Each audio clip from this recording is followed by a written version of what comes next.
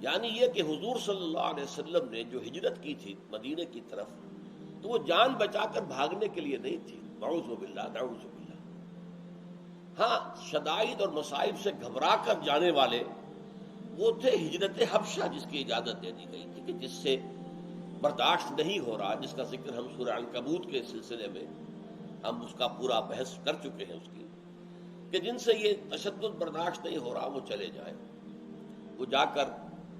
حبشہ میں ایک انصاف پسند بادشاہ ہے، وہاں جا کر وہ رہیں تو ان کو ایک عافیت حاصل ہو جائے گی۔ چنانچہ اس کی کوئی اہمیت نہیں تھی، یہی وجہ پورے قرآن میں اس کا ذکر ہی نہیں، صرف تھوڑا سا وہ اجازت کے درجے میں، یا عبادی الذین آمنوا ان ارضی واسعۃ فایای فاعبدون، اے میرے وہ بندو جو ایمان لائے، میری زمین وسیع ہے، بس صرف میری بندگی کرو، اگر یہاں تمہارے لیے ممکن نہیں رہا ہے تو کہیں چلے جاؤ، میری زمین وسیع ہے،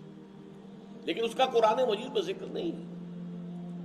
یہ ہجرت جو مدینے کی تھی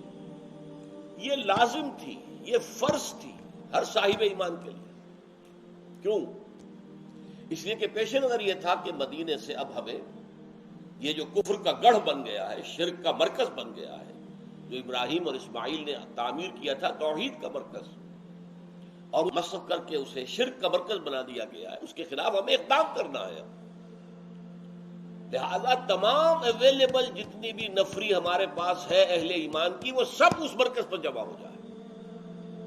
اس لیے کہ اقدام کرنے کے لیے تو ساری طاقت ایک جگہ پر جمع ہو، ہمیں بیس عطا کر دیا اللہ نے مدینے کا،